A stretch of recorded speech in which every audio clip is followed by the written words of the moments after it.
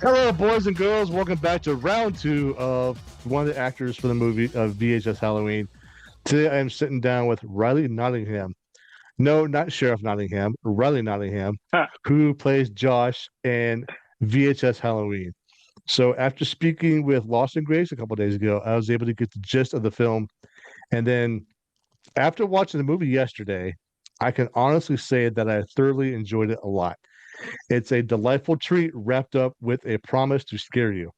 So, in other words, it's a devilish good time that brings back a lot of nostalgic fuzziness that not only looks great, but it's an ending, or I'm sorry, it's an endearing love letter to the Satanic Panic era. If you're not familiar with that, do some research and you'll know what I'm talking about. So, please give a very warm welcome to my guest, Riley. Thank you so much for joining me today. How the hell are you doing? Thank you. Good to be here, Ben. I'm doing great, especially after that glowing review. I was just thinking this would be so awkward if you were like, I hated this movie, but I'm about to interview Riley from it. So, No, I actually thoroughly enjoyed this movie. I knew it was gonna be good because I love the VHS franchise. And I asked Lost the other day, it's like, what the hell took so long to make a Halloween version of this movie? So, and they finally fucking did it. I'm happy. I know. It's so good, isn't it? It like just seems, and the because the theme they keep very kind of secret from us. Even like during filming of it, we don't know what the theme was. But then when I heard at least about one of the other stories being filmed, Coochie Coo, and that was at Halloween, then it became obvious. It was like, oh, this is for sure a Halloween theme, for sure. Has to be. Yeah. And they did not deviate from the Halloween theme whatsoever. And that's why I love another thing I love about the film. It was all straight Halloween, except for the part with the Diet Phantasma. Don't understand it. I don't know how that has to do with anything with Halloween, but it was fucking weird and also enjoyable at the same time. So, um, the segment kid print was kind of weird too. Um, kind of I right away I knew who the killer was, so I knew what was going on there. Okay. But your segment, fun size. Um, well, first of all, I want to know, how did you get involved with the film? How did you land the role as Josh? Yeah, cool. So life of an actor auditions, just auditions all the time. And there was this yet another audition come through for a horror film, independent horror film. And I think at that time we just knew it as maybe even Untitled Anthology or what it was called. And there's no audition, self-tape, forget about it. And then I got noticed that I had a chemistry read for it, and I think at that point, and this all happened like online, by the way, because even like if everyone's in LA, so much of the time it's just more efficient. It's like, oh, do you want to drive? I don't want to drive either. Let's cut traffic. Let's just do it online. Yeah. And so got the chemistry read, and that was at that point, I knew it was called I think I knew it was VHS at that point, and it was like, oh, cool, this is. But we didn't know the theme; it was just the next VHS movie. And I got into the chemistry read, and it was with a few other performers, including Lawson Grayson. And honestly, I think Lawson got me the role basically because when I came into the audition room, um, Lawson was there. And she was like, Riley, ah! And literally the first 5 minutes of our call back was her telling Jeff, our casting director, and Casper, the writer director, how we'd worked together last year in San Clemente or somewhere, and they were like, "Oh, thank you so much." So it was a very kind introduction to that callback she gave me, and then we did it a bunch of times. It felt really good. I felt like really great about it, and I felt like I just loved Casper's writing. So it's like you always, even when you feel really great about a role, the audition sometimes it's even if you feel great about it, you don't get it. So I was like, I feel great about this. I've had really fun, a lot of fun, and then you kind of forget about it. But then within a few days, kind of knew that I had it, and it was like, oh, awesome. That's fantastic. I loved your character, Josh, by the way. Even though he was kind of a scaredy cat sometimes, but And he just wanted to get married. He just wanted that fairy tale that fairy tale wedding. But yeah, Josh is the promising fiance of Lauren, I believe is lost his name. Yeah. And the way your on-screen chemistry was perfect, by the way. I mean, it's like just watching you two mesh and then being in that segment at the same time. I was like, yeah, these guys got it good. I mean, Yeah. Oh, so thank you. Yeah. the segment you're in, Fun Size, has a little bit of disturbed comedy and that is bent towards the golden rule of one per person. So, and we see what the consequences are when that rule is defied. Um, in your opinion, why do you think people break that golden rule? Oh, well, I mean, one per person. I think it's relative to how much is in the bowl, right? And how busy the neighborhood is. Because if there's a lot of candy there and people might have other friends at home, or they might be saving one for the next day. So it's one per person per day, technically. I don't know. If it's an abundance of candy, I think people just, go for it. That being said, I think if there is a sign, it's kind of that good protocol to at the buffet to kind of make sure everyone's eaten before you go up for seconds, I guess. But I think it's Halloween, everyone just loves sugar, and so it's just we whatever, let's just get grab as much as you can. So And maybe sometimes people are hoping that something bad does happen. You know what I mean? It's kind of like, oh, what will happen if we break the rule? Will we be cursed? so when I asked Lost the same question, her answer was, "Why not?" Brutal. Why not? Why not? Rules are meant to be broken. I mean, if they're king size candy bars, you better bet your ass I'm taking more than one. Just saying because I have to. Exactly. Exactly. Exactly. And some candy, if it's a small candy bar, I do think it's small. You can take a few, surely. You know. Do you think it's that common? Like, how many percentage? What percentage of the houses would have a sign like that saying one per person? Do you Well, think? I have never in my neighborhood, I've never seen any houses saying one per person. But, however, on that note, it depends on the neighborhood because I noticed the richer the neighborhoods, the bigger the candy bars. So Okay. so Yeah. um because like our neighborhood, we have the small ones, but when you go to like Cherry Hill or Maple Shade or something Yeah. down the road, much bigger candy bars. You can tell the difference. It's like Yes. crossing on the whole new universe of like, oh shit, there's big candy bars. I'm going trick or treating here instead. But I want the names of the candy in the movie. I want to talk about those for a second. Yep. Who in their non-right mind came up with those names for the candy? Oh, that is for sure from the mind of Castor Kelly. That is, I mean, I think that was in. I think that was. I'm pretty sure that was definitely in the script. At least most of them, if any, were added. I think it would have been him and the wonderful production designers, the art department team. But that was like his a great a great movie always starts with the story and just his writing and the world that he created. It was exactly as you read, and I have to say that that's the thing that I think VHS does so well. What what is on the page? They really like producers, Josh and everyone really put their all into making sure the creator can do exactly what they want to do. And of course, I'm sure there's budget limitations and all that, but I never felt that. I just felt like exactly what Casper's vision was. That's what Tori is trying to deliver as actors, but the director. And I think the candy was an important part of that for the payoff at the end, especially. It's pretty funny though. We shot that scene on the final. That was like our final stuff. The final day was shooting all the the candy stuff. It was pretty fun. Anything with an abnormal name like those, I would have to question, like, do I really want to try this? I mean, it's especially the one that was phallical shaped. I mean, it had a creepy warm center. I don't know, man. It's just Oh, I know. Go take risks. It's it's Halloween, but yeah, there were lots of. I think we just spent a long time sifting through the candies, and they were all different ones, and we tried to get as many as possible for the camera so that they could have as many options. of all the crazy candies. Wish I could remember all the names.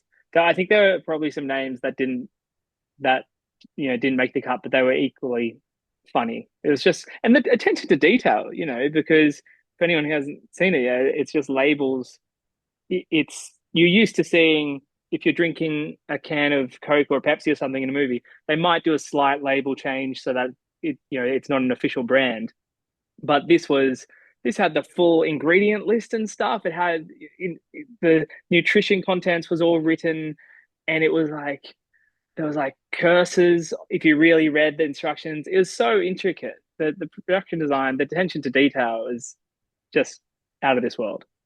Oh, absolutely. I agree 100%. It's just the names stuck out to me. Like I said, I wish I could remember the names, but I can't. I just remember one had like it was like Swedish name, Oscar Varnolt or some shit. I don't know. I mean, it's just, Yeah, yeah. but Ends and ends or something. Larry Find. Yeah, I can't remember them so either. I'm about to That was spoil this funny. for people who have not watched this yet. If you, okay, listeners, if you have not watched this movie yet, shame on you. It's been on Shutter Yes. since Friday. So if you have watched it, then you know exactly what's gonna happen, what I'm talking about. Um, so we see you and your group of friends get sucked into a candy bowl where it brings you and your friends and your on-screen fiance, played by Lawson Grayson, to an industrial abridged realm where you're chased by a humanoid gumball machine who wants to package your dismembered body parts as pieces of candy. I mean, that's the gist of it right there. That's such a good description. That is exactly, So, that's so funny. That's great. A I gumball mean, machine. you get sucked into an alternate universe and you're chased by a guy with a gumball head. Just to summarize it, I mean, so cinematically, I want to know how were the practical effects done, the makeup and the candy machine. How was that all made up? Yeah. So the character of Fun Size, played by wonderful actor Michael, um, uh, so he's super tall, amazing person, and he's even taller with the giant head. So that was kind of a suit, and then are you talking about the kind of exploding candy, like when we attack him, when I attack him with the Yeah, axe kind of thing? Yeah. So that uh, the beads, the colored balls of, I think it was kind of light balls of something that could be easily blown and refilled kind of in a vacuum cleaner behind it. And so there's kind of, I think, people loaded up with a machine behind, and it's kind of like a tube that goes into his suit, into the sleeve of his arm, so that it kind of it shoots out and then they can refill it and can keep on going. And then I think the same mechanism of air blowing allows his hand to grow back or something. But then I also think that VFX, maybe they might have like painted people out in it, but it was really cool. It was literally I got all the colored balls like in my eyes and my mouth and stuff. Like it was all real, you know. And even the axe and the knife, obviously they're prop things, but they've still got a bit of they're rubber. It'll still hurt if you hit too hard with them. And so that's how that stuff was done. And then at one point when someone trips on some of the colored balls, uh or some of the candy, that I think there was a stunt person tripping on like a tray. They kind of trip, they kind of fall for real, but there's like a tray under them, and then the tray can like be whipped back, so then they get whipped back, and they're also attached to a rope. So yeah, it was super practical. Well, definitely the most. I've done a lot of stuff on like green screen and stuff, but this is so cool. All the practical effects, the special effects team is amazing. the machine that chops people up and it pretty much takes all their extremities out. How was that Oh, made? so this is. I'm just thinking. I mean, yeah, these are surely I could talk about this stuff because everyone's always so interested in this stuff, right? This is uh the vent, the conveyor belt was like there were must have been 10 people sometimes pulling it. So it's kind of been manually pulled by people. Whoever's on the conveyor belt, it's someone's literally pulling the rubber, and then someone's like hooking it back on the other end. So it's like a manual conveyor belt thing run by people. And then when the chopping happens, that's coordinated blood bags or blood, people are doing something to make all the blood explode. A lot of the time I wasn't seeing it because I was on the other side. But a good example is when we end up also on conveyor belt, that's literally they built the vent, like that tunnel that we're in, where that's literally it's not even it's so small, just enough to kind of turn around, pretty claustrophobic. It took a, you could only enter, you could, if you went in head first, you had to leave, you had to exit backwards. So it was just all real. And that whole set in the factory, it was all just built. Like it's all just there, that whole machine, and it was all just practical. So for actors, it's amazing. You're not having to imagine too much. It's all just there. And it's really dark and it's really nighttime. And you really are far away from people because you're filming yourself with the found footage element. So often it is just the three of us or the four of us there. It just feels real. Yeah, so your guys' costume, you're in Lawson Grace's costume, the cameras, Yeah. the found footage. That I discussed this with Lawson the other day. I'm like, define irony. I mean, because you want to know what's going on with you're acting as a found footage people, but you're in a found footage film. So Yeah. I know. I know. And we're often and we're it was so I mean, whenever we're not on screen, we're filming. So yeah, it was pretty cool because we did have cameras that kind of worked. The cameras that were on us were functional, but then when, say, Lawson was filming me, I'd be wearing the more costume cameras, which still worked, but weren't as high quality, as heavy duty as the proper ones. So then, whenever you're not in shot, we're putting on a GoPro, or I'm gonna butcher all the terminology, like just really cool cameras, all strapped to us, very heavy, and you kind of turn, and it's, oh, kind of gives you a bit of whiplash, like it's a big thing, and we're trying to act, but really capture the other actors because we're there, we're under the instruction of the cinematographer and the camera team. We kind of That's what's kind of cool about this, is being part of the crew as well as the cast in a way. It felt like it to me. well, you play both parts, which is cool. So Yeah, yeah, I know. multitasking. So Yeah, and I was at the premiere, the West Coast premiere at Beyond Fest in Santa Monica, and the audience, like when we say, "Oh, we're camera operators in a found footage horror movie," everyone burst out laughing because it's. I'm not sure. I don't think that's been said before in a VHS movie. Correct me if I'm wrong, but I don't think they've ever had actually said that, oh, we're pretending to be in a found footage horror movie. I think that's kind of a new thing. it is. I mean, as far as I can remember back, I mean, I don't remember seeing any of those in the previous films. So you be the first. So Yeah. so while all this time you guys are running through a factory trying to escape a giant gumball head, Yeah. your mission is to protect your fiance. Yeah. So and while all and the very last part, you guys are stuck in an air vent, and I forgot who you proposed to her, right? You proposed to her the ring, Yes. Yeah. saying we they in sickness and health, et cetera, et cetera. And then boom, I'm like, then you're fucked. I mean, that was a really shitty part of my. What, you I'm like, you you wanted us not to die, kind of thing, I or did. It should be a happy ending, but you two coming out alive. Yeah, it would have been great. But you had to go with the writer's rope. I mean, it sucks, but no?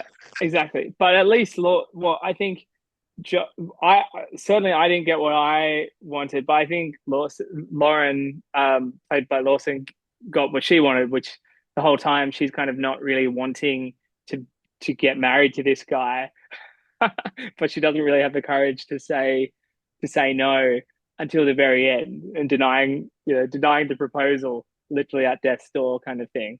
And so I really enjoyed that arc, and it was a really good. I love I love that part of the story. I love Josh's arc where he's really just trying to trying to look after his fiance this whole time. That's the main thing. Just take care of the fiance who doesn't want to marry him. So I remember Lawson saying she was pretty shocked how you showed up with an American accent instead of your normal dialect of Australian accent. Yeah. So were you coached the entire time for that, or did it come natural to you just to speak it in the English accent, American accent? Well, look, I moved from Australia last year. So I've been acting since I was 10. So I've I've had dialect coaches since I was about 13 or 14. But we're very lucky in Australia that all the all really any big project that comes to Australia is usually American. So when you're doing the auditions, or I've been coached dozens and dozens of times on specific auditions, and then any musicals that come to Australia are American. So like Book of Mormon or Waitress or 25th Annual Putnam County Spelling Bee. There you're always playing American characters, so that's really good. But Oh, then certainly since moving here, I speak in it a lot. I'm usually American on set because I'm playing American characters, and I can go between the two pretty well. I think I have a pretty good ear for accents, but in terms of being perfect, I try to be perfect if I'm kind of doing an accent. So that's why I generally stay in it until filming's over, and then sometimes even after filming is over, if I met someone on set and I'm meeting up for a coffee or drink or whatever, it can be a bit weird for them if they've known me as American. So I'll just stay American. So I kind of sometimes I'm Australian, sometimes I'm American. It's kind of weird, but but hopefully it works. And nobody knows that I'm a secret Aussie in the VHS franchise. well, now we know. I mean, what? But I mean, it worked. I mean, you did it perfectly. You would have had me fooled the entire time. Well, you did have me fooled the entire time. So, I so Where would you have I thought I grew up? Where would you have thought I came from? with the accent you had in this Yeah, movie, yeah. but you still, I want to say like Indiana or some shit like that. I don't Indiana. know. It's just Yeah. Yeah. That's yeah. somewhere in the Midwest. I don't know. I mean, this. Midwest. People always say that. People I can't tell you how people always like, I would have taken you from Midwest. I would have thought you're just a Midwest guy, Yeah. Well, I'm glad that's the general consensus because I would have felt dumb if I didn't know that. Oh no, no, no. So overall, can you describe what the experience like was on set while filming Fun Size? Yeah. Oh man, on set for Fun Size, it was so good. So the honestly, the best one of the most luxurious parts about it for me is that we had 5 or 6 days to film our my part in it, our segment. And I know in traditional movie terms that's not a lot of time, but what a lot of the projects I've been working on recently are so many pages a day, and so we're doing a whole movie sometimes in 5 days. Literally right before or right after VHS, I did another film that my part in it was. I mean, the whole movie was done in like 3 days or 4 days. It was the speed at which you can do stuff now with technology is amazing. But what I just really enjoy about VHS is I did feel like we got to take our time. So there are long segments where okay, we're running from this part to this part, and it's four pages or 5 pages, and we just get to do it quite a few times and really uh, get to explore it with each other. And I have to say that the chemistry between us all, it was just instant.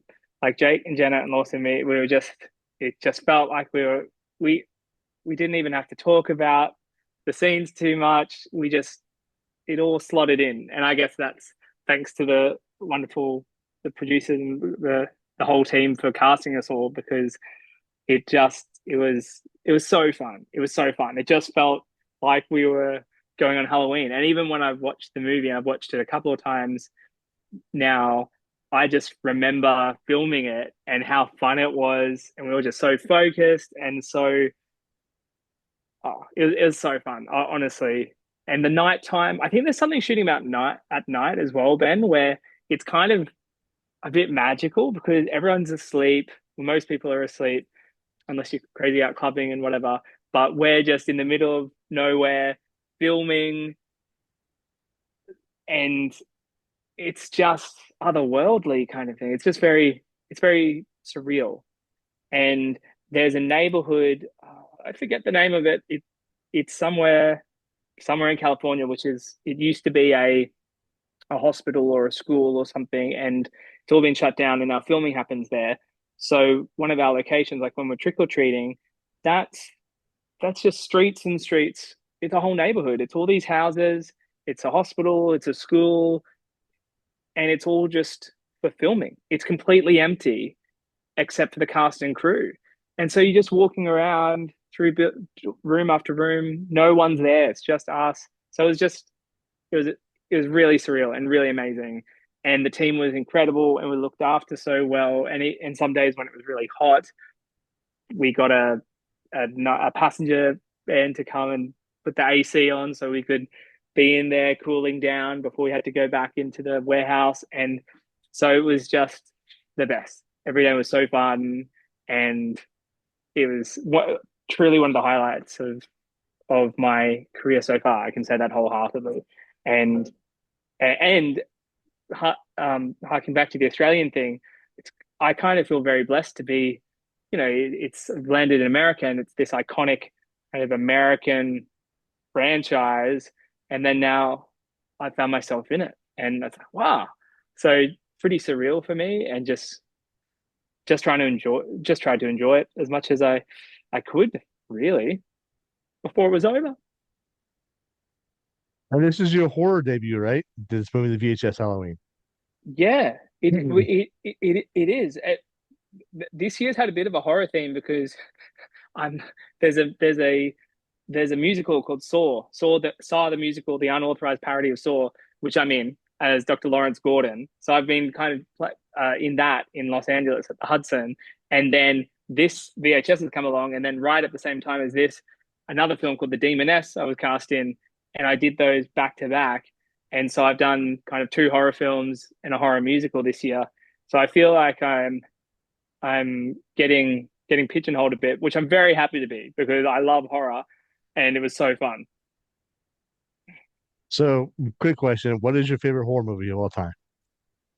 Oh, of all time. I would. I mean, look. I mean, I really do like Saw, and not just like. I guess because for me, it's Melbourne filmmakers, James Wan and Lee Whannell, and just the whole story of it, and the short film becoming the feature film, and so I do love Saw, especially the first few movies, but the whole franchise. And oh my gosh, I'm blanking. I've got to say VHS. I think I'm contractually obligated to say VHS Halloween is my favorite horror film. Then, so No, you're correct. You're right. Saw franchise is it has been done very well. Um, the last one, Saw 10, was pretty fucking good. So, yeah, anyway, in closing, there's truly something to for everyone in this movie to be watched. I mean, some sweet, some sour, but all vastly satisfying, and it might even rot your teeth if you watch it too long. Just saying. But VHS Halloween is the proof that this is one annual ritual that deserves to be revisited year after year after year. And to be careful, do not eat anything phallic shaped chocolates, okay? Because you don't know what's going to happen. And that's all the time we had. That's all the questions I have, sir. Thank you so much for joining me today. I really appreciate you taking the time out. And we finally did it. We finally got around to it. So, we did. I know. Thank you. I've so been such a pain to schedule me, and no, I really appreciate it, Ben. Thanks for no, having me. no, I understand the embargoes, the NDA, all that stuff. I get it. I get it all the time. And I wish you nothing but the best of luck in your future in your career. And I will definitely see you again on the big screen. Thank you so much, Ben. Really appreciate it. And I love your descriptions of the movies, your intros and outros. That's so great, so well written. Ladies and gentlemen, boys and girls, the wonderful, the talented, the awesome Riley Nottingham, not Sheriff Nottingham, Riley Nottingham, who plays Josh in VHS Halloween. Check it out. There's fun to be had, boys and girls.